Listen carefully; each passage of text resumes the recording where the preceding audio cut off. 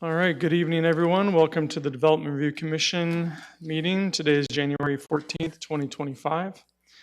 The Development Review Commission is created to hold public meetings and hearings to provide analysis and recommendations to the City Council regarding general land use and policies and applications where the Commission has recommendatory power, and to render final decisions on specified applications where the Commission has final decision-making power, including but not limited to all aspects of a proposed and future development.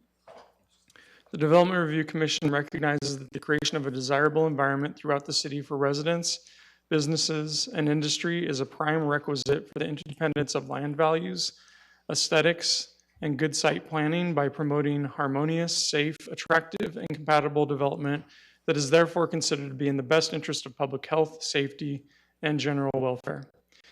Any person aggrieved by a final decision of the Development Review Commission may file an appeal to the City Council within 14 calendar days after the Development Review Commission has rendered its final decision. Development Review Commission recommendations to City Council are not final decisions. Tonight with us from the city, we have Jeff Tamilevich, Ryan Levake, Michelle Dahlke, Diana Kaminsky, Chris Jasper, Robin Mancio, Whitney Manfield, Alexander Bosworth, Joanna Berry, Jason Wolf, and Sean DeFara. And tonight with us on the commission, on my right, far right, are Commissioner Stephen Richter, Commissioner Robert Miller, Vice Chair Michelle Schwartz, and on my far left, Joe Forte, Commissioner Linda Spears, and Commissioner Barbara Lloyd. I am Andy Johnson, chairing the commission. And tonight on our agenda, we have consideration of some meeting minutes. Then I'll go through a consent agenda. And any items that we have identified for our consent agenda during our study session can still be heard if someone is here that wishes to speak to one of the items that we have on our consent agenda. Please just get my attention and I will pull that. Okay, so first up, we have the meeting minutes from December 10th for the study session and regular meeting. Could I get a motion for those minutes, please? Motion to approve. Okay, there's a motion from Commissioner Lloyd to approve. Is there a second? Second.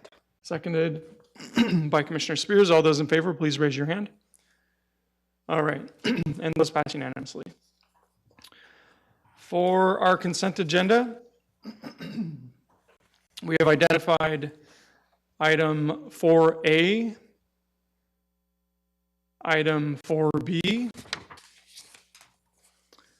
item 4C, item 4D, item 4E, and item 5A. And that will remain intact. I did not see anybody wishing to hear one of those or comment on one of those items. And then we will hear item number 3A. So can I get a motion for our consent agenda, please? Motion to approve 4A, 4B, 4C, 4D, 4E, and 5A. Okay, so there has been a motion from Commissioner Richter for our consent agenda. Is there a second? Second. Okay, it's seconded by Commissioner Miller. All those in favor, please raise your hand. Okay, and that motion passes unanimously. All right, so the one item that we will be hearing tonight is item number 3A. And I understand that our applicant is online with us tonight.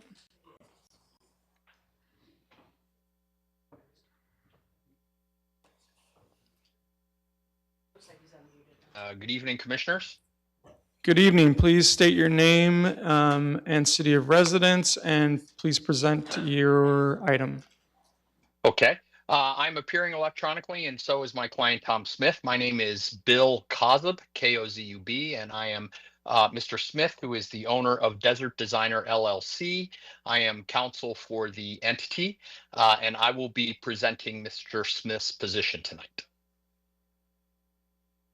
Thank you. Please go ahead and proceed. And Mr. Smith is a resident of Tempe, and I'm not. My law firm is in Scottsdale. Thank you, Chairman and Commissioners. We're here on a fairly simple matter to understand. Desert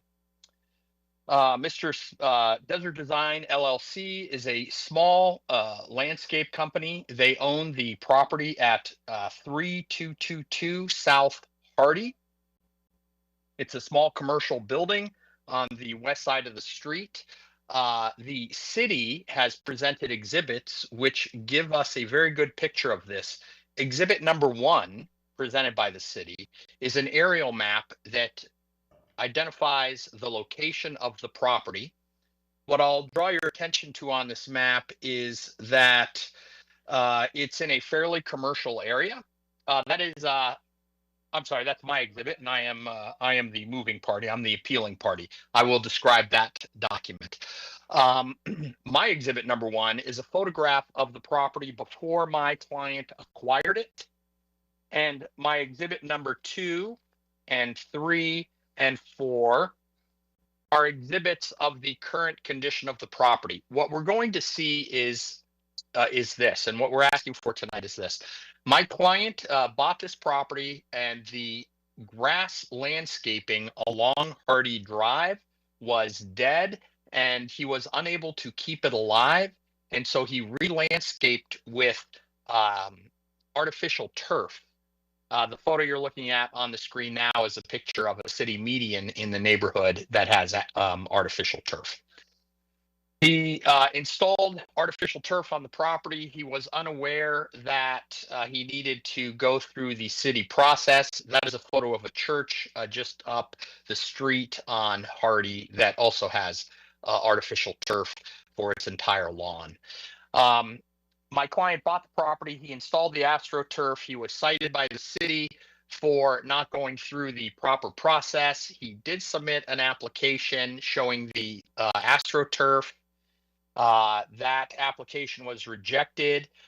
From reading the staff report submitted for tonight's hearing, it looks like the 2 primary issues that we've identified in our appeal are also the 2 primary issues the city has a problem with. One is the presence of the artificial turf instead of natural vegetation, similar to, say, grass, which was there many, many years ago, but was unable to be kept alive.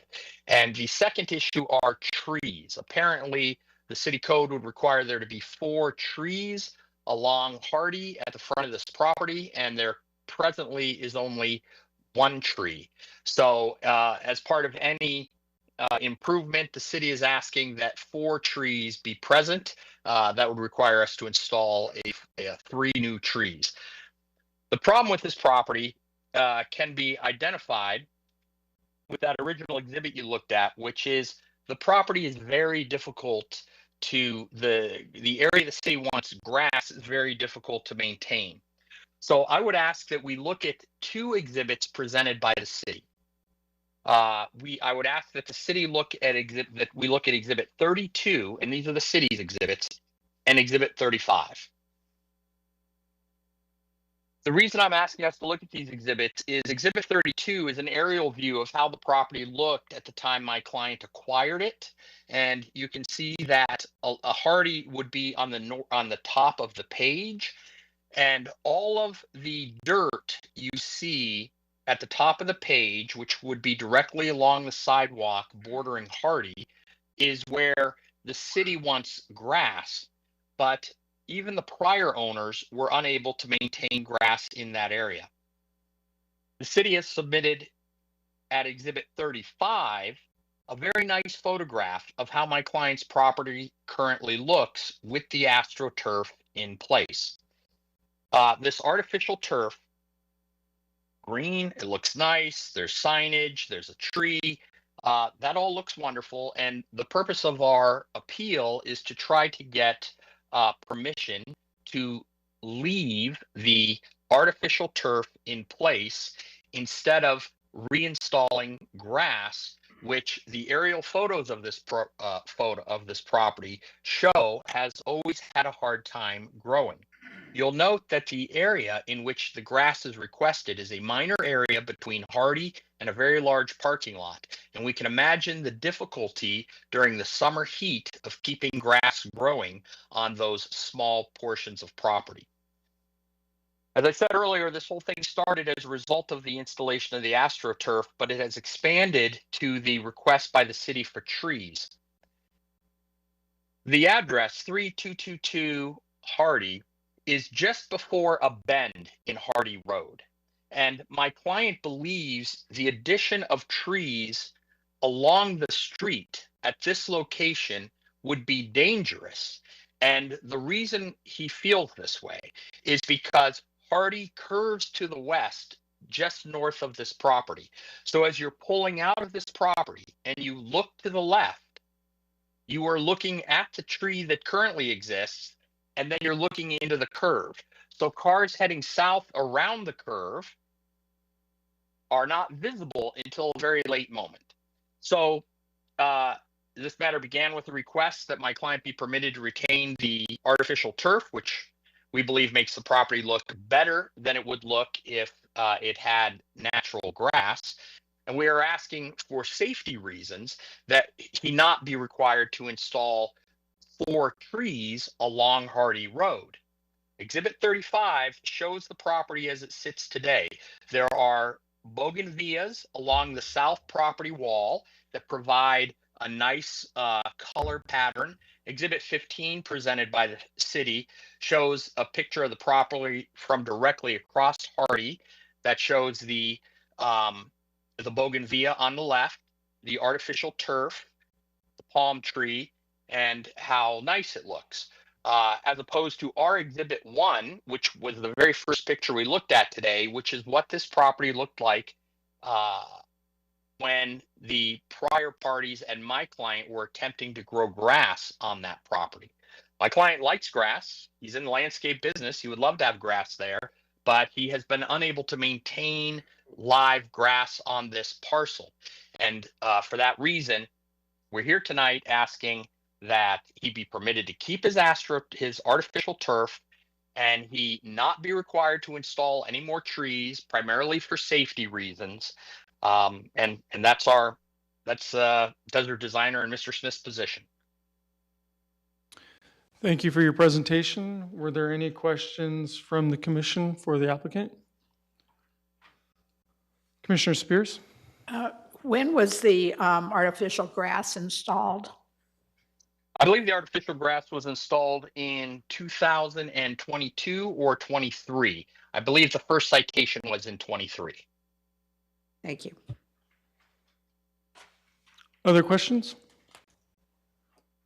Okay, thank you for your presentation. We will now call up the city staff, Mr. Jasper, for a presentation. Technical difficulties with the gate.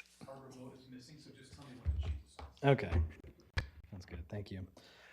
Evening, Chair, members of the Development Review Commission. My name is Chris Jasper, Senior Planner with the City of Tempe. Happy to be presenting this for you tonight.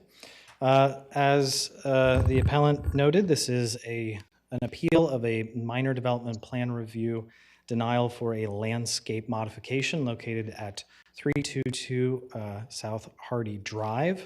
Next slide. As the appellant noted, the proposed landscape modification include the removal of natural turf and natural vegetation with the installation of artificial turf. Photos have been provided to show the current condition. Next photo. Street view imagery details the site history. This project, this area, this site was approved back in the 70s. We do have a landscape plan from that time identifying natural turf, a number of trees, and it's been maintained with natural turf since that time with kind of minor deviations. Aerial imagery shows what the condition was in 2016 versus 2024. Next slide. The submitted plans identified, as noted by the appellant, the change from the sod to artificial turf. So this is what staff reviewed as part of its minor development plan review submittal. The plan was noted to be deficient in a number of areas that are detailed in the red line comments that were provided to the applicant, as well as in the letter of denial. Namely, the project is deficient in terms of the vegetative material along the street frontage. That is a requirement per code to provide vegetative ground cover, and we define this as a specific street frontage landscape area, and our code has a very specific definition for what constitutes landscape or landscapes to include live vegetation or vegetative ground cover. So because this was artificial turf, it was deemed to not meet that code definition and was therefore noted. Once modifications are made to a street frontage landscape area, the entire area is required as part of the DPR process to meet our code requirements. One of those code requirements is to have at least one tree per 30 linear feet along the street frontage. There were previously 3 trees installed per the previously approved landscape plan. Because the street frontage was being updated, it was we did require that it meet current code. Presently, there is just a single tree, so the comment was made to provide 3 additional trees. Next slide. So this is the original landscape plan, original approved plans. So you can see it's quite old, had to go into the archives to get the microfiche on this one. But you can see the location of the trees. So there's 3 along that street frontage off Hardy, as well as a lawn and shrub area on the north side and a lawn area on the south side. Next slide. So this that was the landscape plan that was in effect as of when the applicant took ownership of the property. So a brief timeline, as you can see in the 70s, this was initially approved. There was a minor modification in the 80s that did include some conditions about what type of trees were to be planted in that street frontage area, 2 olive or sumac trees. Fast forward just under 40 years, and as a designer takes ownership and makes modifications to the parking area and landscape street frontage area. This results in a code enforcement citation, or excuse me, correction notice that was provided to the property owner in July of 2023. The applicant then submitted a minor development plan review in August of 2023. Next slide. At the time, the plans were not deemed sufficiently detailed enough to route for review, so they were deemed incomplete. The staff met with the applicant and property owner team twice, once in September and November. In December of 23, code compliance issued a final correction notice and then a citation in the following month. In the summer of 24, the applicant did resubmit its minor DPR, which was deemed complete, routed for review. Staff comments were provided later that month. And then in October of 2024, the project was formally denied. So as noted, the proposal failed to meet the minimum required street trees along the street frontage. It did not provide site data verifying that it met minimum landscape requirements for any industrial site. So we require that 10% of a GID zoned property be landscaped.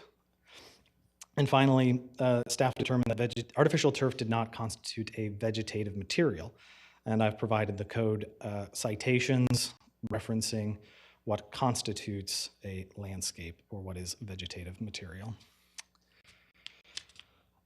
So I would like to note that the appellant made a comment that the city requested that natural turf be reinstalled. I will note that there are several alternatives to meet our standards. Number 1 is the applicant can revise its landscape plan to meet our current requirements. That can include revising the street frontage landscape area from natural turf or artificial turf to a xeriscape with shrubs and ground cover, including the trees, or some version of any type of landscaping that meets our code requirements. So it doesn't have to be turf. Or the alternative is they can return the site to its original approved condition based on that 70s, 75 landscape plan. So they'd be grandfathered into that particular plan, which does include natural turf. I would note that if the appeal is approved, the landscape plan can be implemented, but we do have a number of conditions to try and get the property closer to our code requirements and address the areas of concern, which do include the number of street frontage trees. And we do want to see some type of landscaping, some vegetation in that street frontage area. And we're okay with some amount of artificial turf within the subject site, but not in the street frontage, which is a required landscape zone. So this was an appeal of an administrative decision, and so public notification through postcards, signage was not required, and no public input has been received regarding this case. And again, as I noted earlier, if the appeal is approved, meaning that the denial is overturned, we have requested a number of conditions of approval, identifying that existing plantings within that street frontage, including the existing tree, be maintained. Any plants that die be brought back. So if that tree were to die, be replaced. We do want a total of 4 trees to be identified on the landscape plan. We are looking for some planted materials, vegetative ground covers and shrubs in that street frontage area. And we are requesting that any approved landscape plan be implemented within 60 days of the DRC's decision. I did also want to note that in its appeal letter, the appellant made an argument that the project qualifies for our adaptive reuse program. Our code now has adaptive reuse programs for multifamily and adaptive reuse generally. So this applies to the latter of the two. So I just wanted to note that adaptive reuse, if this project were classified as an adaptive reuse project, and it does not appear to meet the criteria based on an initial review, those adaptive reuse standards only waive requirements related to landscaping within the parking area. So the street frontage landscaping requirements are not waived for adaptive reuse projects. So I just wanted to make sure that that was clear, that even if this were an adaptive reuse project, these requirements are still in place. The only thing that's waived is landscape islands, trees and landscape islands within the parking area. So that concludes my presentation. I'm available to answer any questions if you have any. And we also have Sean DeFara, who was the initial reviewer on the minor DPR case, to answer any questions regarding that, and Drew Yoakum from Code Compliance to answer any questions regarding the code violations. Thank you. Commissioner Lloyd? Thank you. What's the difference between this case and the church property that the appellant referenced that had turf in their front area? Yeah, so I can't speak to every property that has artificial turf in their street frontage areas. However, our definition that commercial and non-single family residential properties are not permitted to have artificial turf in the street frontage landscape area is all-encompassing. So we don't allow it in any street frontage landscape environment. So that may be an area where we have another violation present. I'm not entirely sure exactly which property that is, so I don't know if there is one on that site. But I know we have other sites where we have code enforcement actions for this same violation. Other questions? Commissioner Miller? Okay. I'm looking at exhibits 30 and 31, which picture the site at in 2016. And there are 2 trees, basically one on either, corner of the. Yeah. This is that. Is that on the site, or this is on the site? Both are. Okay. So what happened to the trees on the southeast corner of the property? Because they're not there now. Yeah, just to Chair Commissioner Miller. So based on just a review of the street view imagery, it appears that the tree in that location, that southeast corner, just died off and was ultimately removed and not replaced. if you look at the street view imagery on that site, kind of going year by year, you can see it kind of getting worse and then disappears. So, yeah, when it was, when it did die and was removed, it should have been replaced per our previously approved landscape plan. Okay, as a follow-up question then, you said that the requirement would be 4 trees for this frontage based upon a 30 feet per tree. So you've got 110 feet of frontage. But you've also got a driveway, which you can't plant a tree in. So you're going to basically shove 3 trees into a relatively small area, which will also impact their signage, which they've got a monument sign there now. Would it be a better, perhaps, use of this particular site rather than putting a bunch of trees, and I'm looking now at the 2016 picture again and looking at how big those trees were, rather than that, to do some lower plantings along that area rather than put trees which are essentially going to grow up and pretty much obscure the entire site. Is that reasonable to ask? Chair Commissioner Miller. So, our street frontage landscape requirements are inclusive of the drive aisles. So, there being the presence of a drive aisle, I think I measured this one to be about 26 feet, does not reduce the street frontage tree requirement. We do believe that there is sufficient space within that street frontage area to accommodate the required number of trees. And what I would note is all of those trees don't necessarily have to be placed in a sort of linear fashion straight along the street frontage. The street frontage area, as we define it, is 20 feet from the property line, includes portions of the right-of-way adjacent to the property. So they could place trees on, back a curb of the sidewalk or 20 feet to the west of that property line. And kind of the intent of the requirement is to provide shades along, sidewalks and other pedestrian environments, reduce the urban heat island effect, and just generally cast shade, make a more comfortable environment. And given that these trees would cast, shade on, especially since they would cast shade when the sun is on the west, we think it would be valuable to have, larger trees in that zone. However, we do allow kind of a wide variety of tree varieties as long as they kind of meet the intent of our code.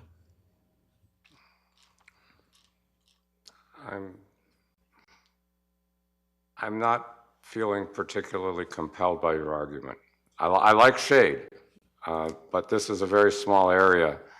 And if you take out 26 feet of 110, you are now down to 84 feet. Mm-hmm. And putting 4 trees within an 84-foot space, even if you stagger them, you're creating something of a forest environment. So I understand the rationale for what you're saying. I just don't think in this particular case it's reasonable. Ms. Minsky? Yes, good evening, Commissioner Miller, Chair Johnson. I just wanted to clarify what Chris was referring to is actually a code requirement. The requirement for street trees is something all properties, commercial, industrial, have to comply with. And they actually need to have landscape island trees for the parking lot. So those street trees double for both the required street frontage, also for the parking island trees that are missing. So the total number of trees is 4. The area is large enough to accommodate them in a staggered pattern, but it isn't something we can waive. It is a requirement of the code. Thank you. Thank you. Other questions for staff? I do have a question. So the applicant mentioned, and there was no traffic study or anything to corroborate it. I'm curious if there's any concern from staff about obstructions for vehicles or bicycles or anything of that nature with the trees that are being required by code. Thank you, Chair Johnson. So when we have landscape plan that is submitted, we do require that the applicant show site visibility triangles on their landscape plans and show how the trees interact with visibility from the driveway on site. Any trees within that site visibility triangle would be required to be maintained up to a certain, height. I think it's a minimum of 8 feet. They have to be trimmed so that there is full visibility out of the driveway to the left and to the right, or in this case, north and south, in both directions. And those are standards that are put together by our engineering staff. So the palm tree that's currently there would meet those requirements? We would need to see those site visibility triangles. Again, the applicant did not provide sufficient detail in its plans to evaluate that particular tree. So if there are concerns with visibility, they can make that case, but we don't have that information. And then I think I heard you mention that there are options if this is denied, they can come back and do something. If a landscaping company has trouble planting grass and maintaining grass, and they'd rather have something that's made of plastic, there are other options other than just the plastic grass. There's xeriscaping, things of that nature that can be done in lieu of real turf. Chair Johnson, that's correct. Yeah. So as long as they meet our, general street frontage landscaping requirements, it can be, accomplished in a number of ways, including with xeriscaping, DG, and just general desert landscaping materials. Thank you. Vice Chair?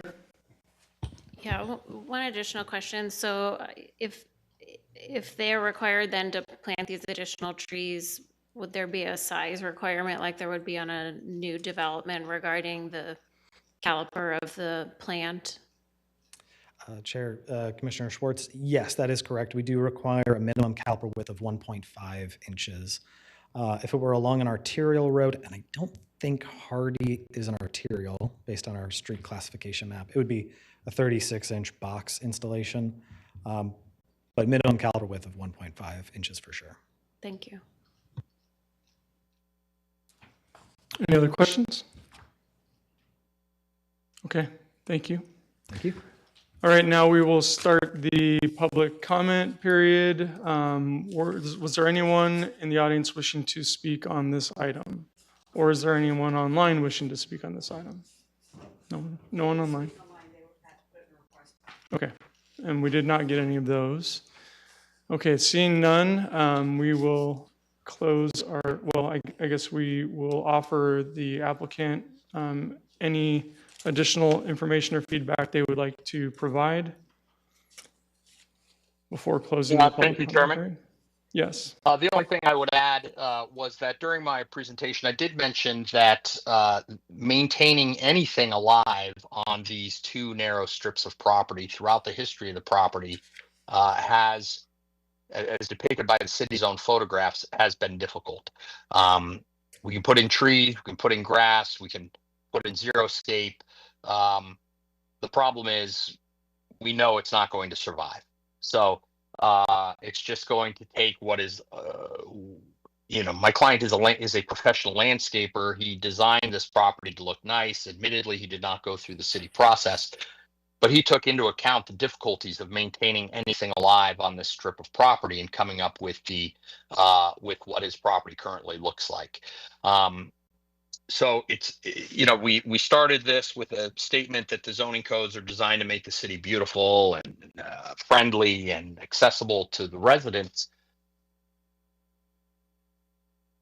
Desert Design has done that with this property. Based on the circumstances, has made it look the best it can look. Strict code compliance, admittedly, we're not in strict code compliance, strict code compliant, and that's why we're here. Strict code compliance will make this property less attractive, less neighborhood friendly, less inviting to the community. And I say that based on the historical difficulty of the current owner and the prior owners in keeping anything alive. There are photos, as we indicated, that show prior trees. Those trees, for some reason, have all died. We can only assume it's because of the heat and the location of the property with respect to all of the hardscape around it. But anyways, I just wanted to add that to the issue. The goal here is to make this the most beautiful property it can be. And why we're here is because this particular property has a problem with that narrow strip of land keeping anything alive. So with that, I will conclude. Thank you for your time and consideration of this matter. I think we have a follow-up question for you, Commissioner Miller. I just have a question for the applicant. There's on the south property line, there is a line of existing bougainvillea. Is Yes. there an irrigation line or irrigation lines running to those? I believe there are, yes. So they could actually tap into that and bring irrigation to some plantings in the subject area. They could. In fact, the original landscaping was irrigated that they could not keep alive. Thank you. Commissioner Lloyd? Thank you. I might be speculating here, but if the original trees were planted in 1978, they just might have been at the end of their useful life. And so if there's ability to take water out there, I would think there's the ability to keep something alive. Any other questions for the applicant? All right, thank you very much. Did Mr. Jasper, did you have any follow-up?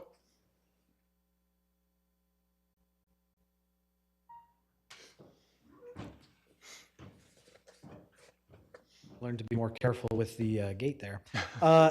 No additional follow-up based on the applicant's comments. I did want to provide one point of clarification regarding the artificial turf in the street right-of-way that was mentioned by the appellant earlier in their presentation. I did want to note that that was a specific pilot program to sort of analyze how artificial turf might behave or be maintained in street median conditions.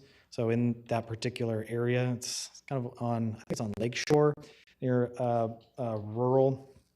The median kind of shrinks down, tapers to a pretty narrow condition that is very difficult to run irrigation to. And so the city, you know, as part of a council initiative, installed artificial turf to basically see how it might be maintained, whether it has any impact on heat island urban heat island impacts, because the previous condition was just kind of like an exposed aggregate. So there was, you know, that is intended to be a pilot program rather than a precedent-setting installation. Thank you. I did have a follow-up question. So I've been up and down this road hundreds of times probably, and there's a lot of the undulation in the adjacent properties that line Hardy. Are they required to, and I can understand keeping grass or turf alive on the top of a hill, keeping moisture on the top of that surface might be difficult. Are they required to keep that hill that's in that front area? Chair Johnson, in this case, yes. So we have in our code requirements for screening of basically headlights for parked vehicles that face the street. And the berm in this instance acts as that parking screen wall. So if they were to remove the berm, they would have to put in a 3-foot screen wall made of masonry. So the preference is to keep the berm, understanding that there are challenges with maintaining the turf. So they could do sort of a berm with xeriscaping. We're certainly happy to take a look at that and work with the applicant to make that work or execute that. But if that berm were to go away, there would be additional screening requirements. Okay, so they would just have to add some kind of a screen. Okay. That's correct. Okay. Any other questions for staff? Okay, thank you. Thank you. All right, Commissioner discussion. Commissioner Forte. So I tend to agree with the applicant that the artificial grass is making it look better. And if that's the intent of the code, I think it looks good. I mean, compared to some of the other pictures. Not to mention, I don't know if anyone has ever priced artificial grass. It's probably tens of thousands of dollars in grass that I think does its job. So I will be in support of the applicant's request. Commissioner Spears? The reason I ask when the turf had been installed, because turf typically does not have a typically long life, and the heat that's generated from those, particularly without shade trees, to me is very concerning. And the fact that we do have code requirements, and just to say, well, they don't apply to this property, we could make that argument probably on every piece of property that we see. So I am not supporting the appeal. Vice Chair? Yeah, I'll echo Commissioner Spears' comments. I think as we, as a city, talk about heat resiliency and also our master plan as it relates to the tree canopy, this is one area we can impact, and having artificial turf doesn't support those areas. We do have, the applicant has the opportunity to have something outside of artificial turf. There's other options there, still while applying the codes we have today. Commissioner Miller? I think I'm leaning more toward Commissioner Forte's opinion. On the one hand, I appreciate the way it looks. I don't think it looked very good prior to this, and it's a difficult site to maintain. I understand the need for shade, but I think in this case, there's also an opportunity to, rather than just the artificial turf, xeriscape it, which would provide, although it doesn't deal with the shade issues with the trees, it does provide a good alternative to how this would look in terms of a presentation. Also, South Hardy and Southern Avenue is not exactly a high pedestrian area. So using the rationale that trees provide shade for pedestrians, there may only be a very few of them coming along at any one time. I'd prefer to see something with a nice xeriscaped landscaping out there. And I think given the fact that the applicant is a landscape designer, he could come up with something that looks pretty good. Plus he's got irrigation there, so he could put some plants in there. You would deal with, view corridors for traffic and such like that, and end up with a very nice looking project. Commissioner Richter? I would echo Commissioner Spears' perspective on this, where the point of the shade trees is to encourage future pedestrian activity, even though there might not be a lot there. And I find it tough to compare the look of the artificial turf to dead grass. With our code requirements, there's a very good chance that something that falls in compliance with our code required landscaping would look better or as good as the artificial turf. So I quite frankly, I'm not really in support of the appeal. Any other comments? I think artificial turf, or plastic grass as I call it, is a matter of opinion based on if you like it or you don't like it. And I mean, that probably goes for many different types of landscaping. But, my opinion is I think it has a place. It's good in dog parks. I don't think it's good along road right-of-way. It is very hot. I think that's been proven. And if you want to encourage pedestrians, having something very hot next to something that's very hot, the roadway, doesn't do that. I think adding trees, adding potentially some xeriscaping would do a lot to help beautify and encourage that kind of activity in the area. I don't necessarily agree that it would be impossible to keep turf alive. I think they do it up and down this street. You can just drive the street and see it in many instances. In the older landscaped areas, there's still turf growing, and it's thriving.